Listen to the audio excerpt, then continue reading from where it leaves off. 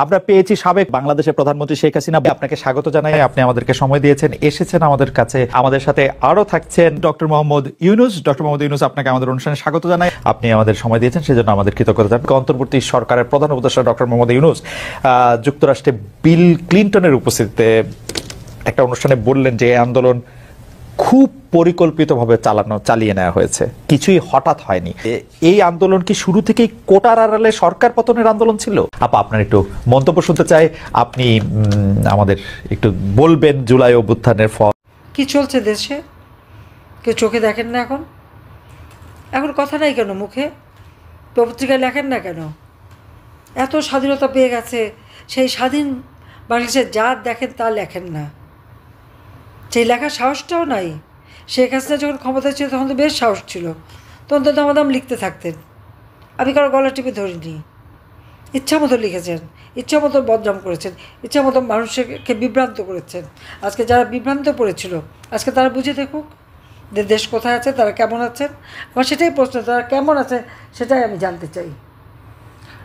এখন বাংলাদেশটায় কারা আছে? সেই জঙ্গি সন্ত্রাসী গ্রুপ, আর যত জ্বালা পোড়া লুটপাট বিএনপির। সেখানে আমার প্রশ্ন যে আজকে অর্থনীতি ধ্বংস, বাজেট দেওয়ার টাকা এটাকে গেল কোথায়? 90,000 কোটি টাকা শেয়ার মার্কেট থেকে চলে গেছে। আমরা সরকারি থাকতে নাকি সালমান সব টাকা নিয়ে যেত, তখন সালমান কোথায়? এখনকার টাকাটা কে নেয় বলার সাহস আছে কারো? আমি ডেইলি স্টার, প্রথম আলো সবাইকে বলবো, তখন তো বড় গলা করে বলতেন। এখন একবার বলেন তো টাকাটা কে নিয়েছে? সেই সাহস আছে কিনা সাহস দেখান। আপনারা নাকি একবারে সাংবাদিক, খুব সাংঘাতিক। আপনাদের পত্রিকার প্রতি কোনো এম্বার্গো নেই, তাহলে আপনারা লিখতে পারেন না কেন? অন্য পত্রিকা তো লিখলেই তাদের বিরুদ্ধে মামলা দেবে, জেলে পড়বে। কিন্তু এই দুটো পত্রিকার উপরে তো কোনো রকম বাধা নাই। তাদের তো আর ওই ইউনুস সেন্টারের কন্টেন্ট দিয়ে লিখতে হয় না, তা তারা সত্যি কথাটা লেখে না কেন? যা দেখেন তাই বলেন, লেখেন, দেখি কোথায় সাহস। সে সাহস এখন আর কেউ দেখাবেন না বা লিখবেন না, কারণ গণতন্ত্র মানে হলো জঙ্গিদের শাসন। ইউনূস তো জঙ্গি নেতা, জঙ্গি করে আর সন্ত্রাস করেই তো ক্ষমতা এসেছে। মামলা বাংলাদেশে কত হাজার মামলা হয়েছে দেখি, আমাদের পত্রিকাগুলি একবার লিখুক তো, কত হাজার আসামি। শেখ হাসিনা আমলে কি এগুলি হয়েছে? তা এখন যে এই যে হামলা, মামলা, খুন, হত্যা, কারো জীবনের নিশ্চয়তা আছে? আমাদের নারী সমাজ খুব আন্দোলন করেছিল। আমি জিজ্ঞেস করি, 7 জুলাই থেকে 14 জুলাই পর্যন্ত যে আন্দোলন, সেখানে কি এই ছেলে মেয়েদের কোনো বাধা দেওয়া হয়েছে, না তাদের সহযোগিতা করা হয়েছে? মেয়েরা রাত্রেবেলা স্লোগান দেয়, আমি দুশ্চিন্তায় থাকি। আমাদের মানে পুলিশ থেকে শুরু করে, আইজিপি থেকে শুরু করে ঢাকা কমিশনার, আমাদের ছাত্রলীগ, আমাদের নেতৃবৃন্দ, তাদেরকে নির্দেশ এদের নিরাপত্তা দেখা, হলে যা না যাওয়া পর্যন্ত কোনো ক্ষতির জন্য না হয়। এখন তারা বাইরে বেরোতে পারেন না কেন? ভয় পায় কেন? তারা স্বাধীন হয়ে গেছে, সব স্বাধীন হয়ে লুটপাট, বাড়ি বাড়ি লুটপাট, ঘরে ঘরে লুটপাট, এমপি হোস্টেল লুটপাট, আওয়ামী লীগ নেতাকর্মীদের বাড়ি লুটপাট। সেই লুটের মালগুলি গেল কোথায়? আজকে পুলিশ হত্যা হয়েছে, আনসারের লাশ গুম হয়েছে, তাদের বিচার হবে না কেন? কেন বিচার হবে না? আওয়ামী লীগের তো বিচার চাওয়ার অধিকারই নেই, কারণ আওয়ামী লীগ দেশ স্বাধীন করেছে, দেশের উন্নতি করেছে, সেটা বড় অপরাধ। তো এই লোকগুলি কী অপরাধ করেছে? ঠিক আজকে যে ঘরে ঘরে হাহাকার, কে দেখে তাদের? এই আহত যারা, যে কটা হত্যা হয়েছে, হত্যাগুলি তো এটা ইচ্ছাকৃতভাবে করা হয়েছে। যারা আন্দোলন করেছে তারাই, তাদের মধ্য থেকেই হত্যা করা হয়েছে। আওয়ামী লীগ কোনো হত্যাকাণ্ড ঘটায়নি, আমি কোনো হত্যা করিনি। বরং যারা আহত প্রত্যেকের চিকিৎসা আমি করিয়েছি বিনা পয়সায়, প্রত্যেকের অপারেশন আমি বিনা পয়সা করে দিয়েছি, প্রত্যেকে নগদ আর্থিক সহায়তা দিয়েছি। যারা মারা গেছিলো, যে কয়জন আমি থাকতে যে কটা লাশ পড়েছিল, প্রত্যেকটা পরিবারকে আমি আর্থিক সহায়তা দিয়েছি। আমি কেন মারতে যাব?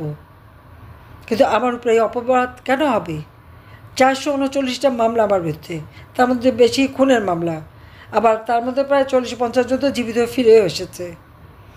তারপর এর আগে বললো গণহত্যা করেছি, চিফ প্রসিকিউটর বলে দিল গণহত্যা করেছি।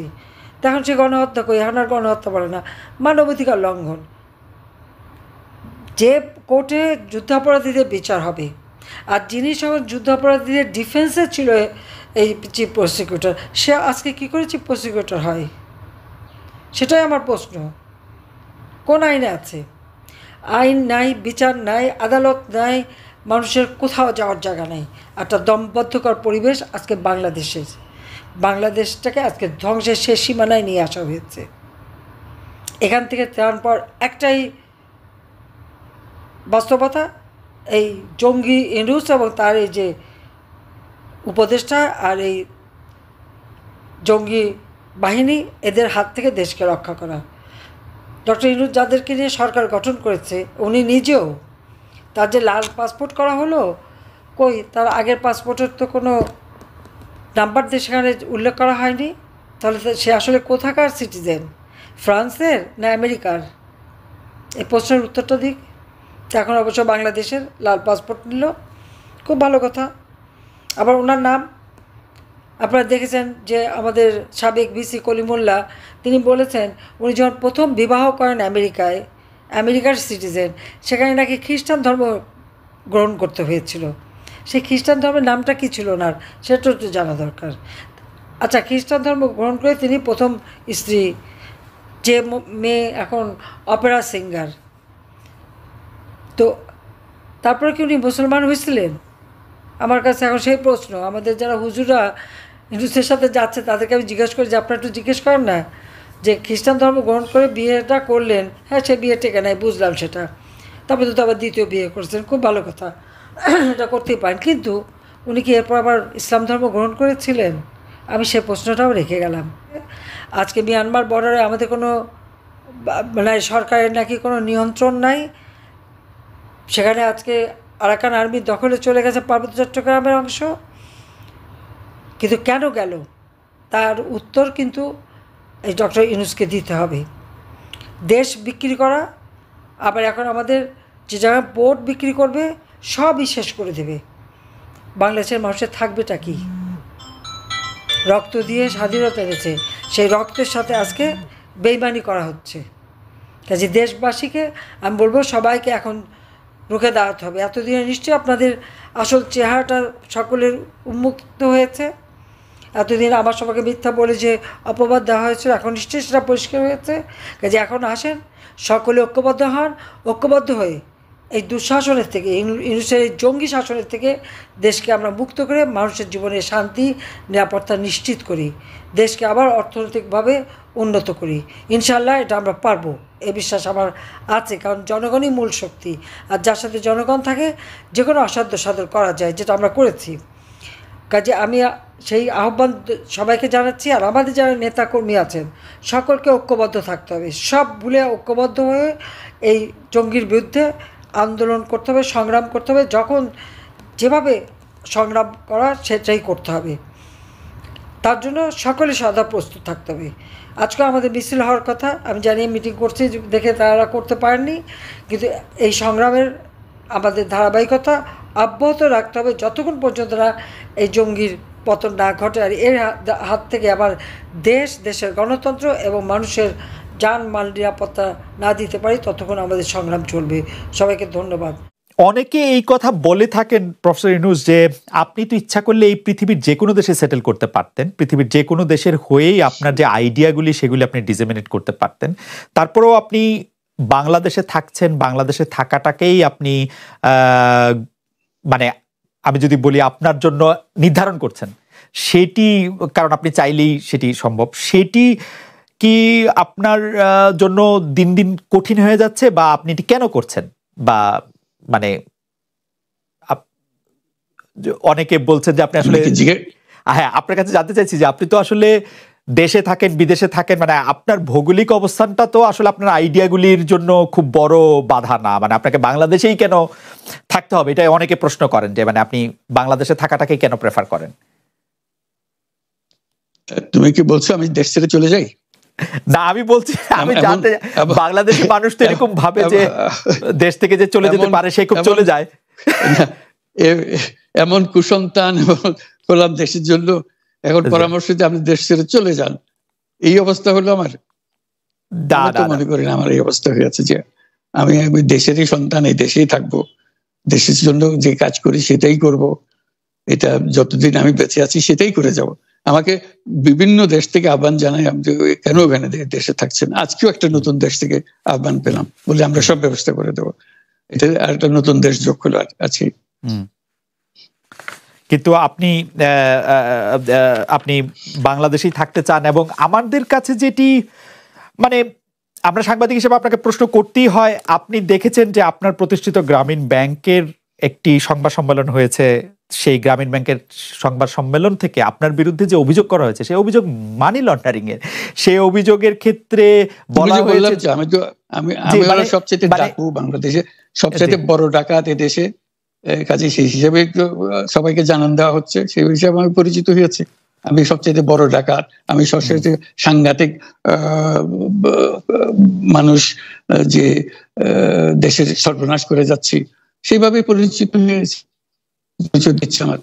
আপনি আমাদের একটু বলবেন যে আপনি বাংলাদেশের জন্য বা আপনার পরবর্তী লক্ষ্যগুলি কি সারা পৃথিবীর জন্য? আপনি তো শুধু বাংলাদেশ নিয়ে ভাবেন না, যে আপনি আসলে কি করতে চান বা কেমন দুনিয়া চান বা কেমন বাংলাদেশ চান, সেটা আপনার কি লক্ষ্য এই মুহূর্তে? ওই যে বললাম যে এটাই হলো আমাদের স্বপ্নের বীজতলা, যে আমাদের স্বপ্নগুলো একটা দাসে একটা নতুন আইডিয়া আসে, সেটা একটা বীজতলা। এটা আমরা ট্রাই করে দেখি, একটা ছোট আকারে করি, এটা সফল হলে আর একটু বড় আকারে করি, এটা বাংলাদেশি করি। একবার সফল হলে সারা দুনিয়া এটা লুফে নেয় দেওয়ার জন্য, সারা দুনিয়ার লোক এখানে আসে, আমাদের লোককে নিয়ে যায়, এইভাবে কাজকর্ম করছি। এটা আমরা একটা থাকছি বাংলাদেশে, করছি বাংলাদেশে, কিন্তু সারা দুনিয়ার লক্ষ্য আমাদের দিকে, আমরা কি করছি, কি চিন্তা করছি, কিভাবে এগুলো পরিচালনা করছি। এবং তার মধ্যে ব্যাখ্যা হিসেবে যেটা আমরা বারবার বলছি, আমরা একটা নতুন পৃথিবী গড়তে চাই। সেই পৃথিবী হচ্ছে 3 শূন্যের পৃথিবী, এটাও বহুবার বলা হয়েছে, তার উপরে বই লিখেছে। 3 শূন্যের পৃথিবী কি হবে, যে 0 কার্বন এমিশন, যেহেতু পৃথিবী ধ্বংস হয়ে যাবে এই গ্লোবাল ওয়ার্মিং এর কারণে, একে রক্ষা করতে হলে আমাদের 0 কার্বন এমিশন অ্যাচিভ করতে হবে। কাজে এটা এমন বিশ্ব আমাদের গড়তে হবে যেটা 0 কার্বন এমিশনের বিশ্ব হবে। 0 ওয়েলথ কনসেন্ট্রেশন। আমরা উন্নয়ন বলছি, যে উন্নয়নের সফলতা গুটিগত মানুষের কাছে যায়। এটা শুধু বাংলাদেশে না, সারা পৃথিবীর এই অবস্থা, যে সমস্ত টাকা গুটি হতে মানুষের কাছে চলে যায়। দুনিয়ার যত সম্পদ আছে এই মুহূর্তে, তার 90% যে সম্পদ, এটা হয়তো 5% লোকের কাছে। কাজে 90% 5% লোকের কাছে রয়ে গেল, এবং আগামী দিনে এটার পরিবর্তন অন্যভাবে 90%-এর জায়গায় এটা 95% হয়ে যাবে, ওই 5%-এর জায়গায় এটা 3% হয়ে যাবে। অর্থাৎ লোকের সংখ্যা কমে যাবে, সম্পদের পরিমাণ তাদের কাছে অনেক বেড়ে যাবে। এটি হলো বর্তমান অর্থনীতির কাঠামো। আমরা বলছি যে এই কাঠামো যতদিন থাকবে এই পৃথিবী টিকতে পারবে না। আর তো হলো 0 আনএমপ্লয়মেন্ট। বিশেষ করে আমরা যেটা জোর দিয়ে বলি, সেটা হলো যে এই যে আর্টিফিশিয়াল ইন্টেলিজেন্স, এটা পৃথিবীকে ধ্বংস করে দেবে। কাজে তার আগে আমাদেরকে ঠিক করতে হবে টেকনোলজিকে আমরা কতদূর নিয়ে যাব, কোথায় সীমারেখা টানবো, এটা ঠিক করতে হবে। সেই পৃথিবীর নাম দিয়েছি আমরা 3 শূন্যের পৃথিবী, 30 ওয়ার্ল্ড। এই আমরা একটা পৃথিবী গড়তে চাই যেখানে এই যে 0 ওয়েলথ কনসেন্ট্রেশন, 0 আনএমপ্লয়মেন্ট এবং 0 ওয়েলথ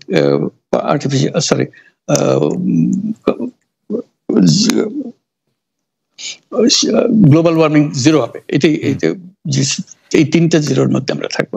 তো সেটা বিভিন্ন দেশে এটা পর্যালোচনা বৈঠক হচ্ছে, বিভিন্ন বিশ্ববিদ্যালয়ে সেটা নিয়ে আলোচনা হচ্ছে, আমাদেরকে আমন্ত্রণ জানাচ্ছে, আমরা সেগুলো বিশ্বকে বোঝানোর চেষ্টা করছি। এটার বড় নিয়ামক হবে সোশ্যাল বিজনেস। এই সোশ্যাল বিজনেসের মাধ্যমে এগুলো করা যাবে। সোশ্যাল বিজনেস সঙ্গে আসছে, সোশ্যাল বিজনেস এবং কত জায়গা থেকে কত ভিন্নভাবে এগুলো প্রসার করা হবে, সেটা আমাদের উপর আমাদের দায়িত্ব হয়। আমরা এগুলো ব্যাখ্যা করি, আমাদেরকে বিভিন্ন বিশ্ববিদ্যালয়ের মারফতে হয়। 107টা বিশ্ববিদ্যালয়ের এখন সোশ্যাল বিজনেস সেন্টার আছে। এটার নাম হলো সাধারণত ইউনুস সোশ্যাল বিজনেস সেন্টার নামে পরিচিত হয়। নিত্য নতুন বিশ্ববিদ্যালয়ের সঙ্গে যুক্ত হচ্ছে। সর্বশেষ যেটা কিছুদিন আগে আমরা পত্রিকায় দিয়েছিলাম, যে finance university of Russia, finance university Moscow, তারা বলছে যে আমরা এখানে ইউনুস সোশ্যাল বিজনেস সেন্টার করব, এবং আপনাকে একটা দায়িত্ব দেব, একটা ইন্টারন্যাশনাল অ্যাডভাইজারি কমিটি আমাদেরকে বানিয়ে দেবেন, এবং আপনি সারাক্ষণ এটা তদারকি করবেন। সেটা এই সপ্তাহের মধ্যে আরেকটা বৈঠক হবে, তাদের সঙ্গে জুম মিটিং হবে, যে তারা অগ্রসর হচ্ছে। অর্থাৎ এটার গতি শুধু সীমাবদ্ধ কোনো বিশেষ ধরনের কাজে না। চায়না এটার একটা অগ্রগামী দেশ, যেটাতে সোশ্যাল বিজনেস নিয়ে তারা বহু পরিমাণ মনোযোগ দিচ্ছে। কাজে এইটা দুনিয়ার ডানে বাঁয়ে উত্তর দক্ষিণে সবার কাছে আছে, কাজে সেটাকে আমরাকে তুলে ধরছি। এটার আমাদের বড় বক্তব্যটা হলো যে বর্তমান যে কাঠামোর উপরে বিশ্ব পরিচালনা হচ্ছে, সেই কাঠামো, সেই বিশ্ব এটা আত্মঘাতী একটা বিশ্ব। এটা নিজেকে বিলুপ্ত করা ছাড়া এটার কোনো গতি নেই যে গতিতে আমরা এগোচ্ছি। কাজে এই বিলুপ্ত হওয়ার আগে যদি আমরা নতুন কাঠামো করতে পারি, নতুন সভ্যতা গড়ে তোলা, এই নতুন সভ্যতা গড়ে তোলার জন্য এই সমস্ত আয়োজন হচ্ছে। সেই কারণেই এই পৃথিবীর এত ইন্টারেস্ট দেখছেন, যে আলোচনা দেখছেন, যে তারাও অনুভব করে যে এটার একটা রাস্তা বের করতে হবে। আমরা একটা রাস্তা বের করেছি, এটা তাদের কাছে সম্পূর্ণ মনে হচ্ছে নাকি আরো এডিশন দরকার হবে, কিন্তু তারা এটার মধ্যে জড়িত হতে চায়, তারা করছে। তার সঙ্গে আমরা 30 ক্লাব, আমরা বলছি যে এটা শুধু মুখে কথা বললে হবে না, এটা কার্যে পরিণত করতে হবে। পাঁচজন সদস্য নিয়ে এটা ইয়ুথদের মধ্যে প্রচার করার, যুবকদের মধ্যে প্রচার করার জন্য 12 বছর বয়স থেকে 35 বছর বয়স পর্যন্ত এই বয়সের মধ্যে এই যে 5 জন মিলে একটা ক্লাব করবে, 30 ক্লাব। তাদের অঙ্গীকার হবে, আমি ব্যক্তিগতভাবে কার্বন এমিশন 0 করব, আমি ব্যক্তিগতভাবে ওয়েলথ কনসেন্ট্রেশনকে বন্ধ করব, আমি ব্যক্তিগতভাবে আনএমপ্লয়মেন্টকে বন্ধ করব। এটা ব্যক্তিগত, আমি এমন কিছু কাজ করব না যাতে এগুলো প্রসারিত হওয়ার সুযোগ পায়। কাজে 5 জনে প্রত্যেকে এটা যখন সফল করবে, তাদেরকে বলা হবে 30%। এই 5 জন যদি 30% হতে পারে এবং আরো ক্লাব যদি 30% সৃষ্টি করতে পারে, আমাদের বক্তব্য হলো তাহলে আমরা 30 বিশ্ব গড়তে পারবো। কারণ পুরো জিনিসটা সৃষ্টি করছি আমরা নিজেরাই ব্যক্তিগতভাবে। এই যে ওয়েস্ট, আমরা এই যে ওয়েস্ট, প্রচুর ওয়েস্ট, আমরা বর্জ্য, এই বর্জ্যতেই আমরা শেষ হয়ে যাব। কাজে আমি বর্জ্যের আমি যদি 30 ক্লাব করি, প্রথম কাজ হলো আমি যে জিনিস আমার দরকার নেই সেই জিনিস আমি কিনবো না, কারণ কিনলে এটা ফেলে দিতে হবে, এক সময় না এক সময় ফেলতে হবে, বর্জ্য প্রচুর।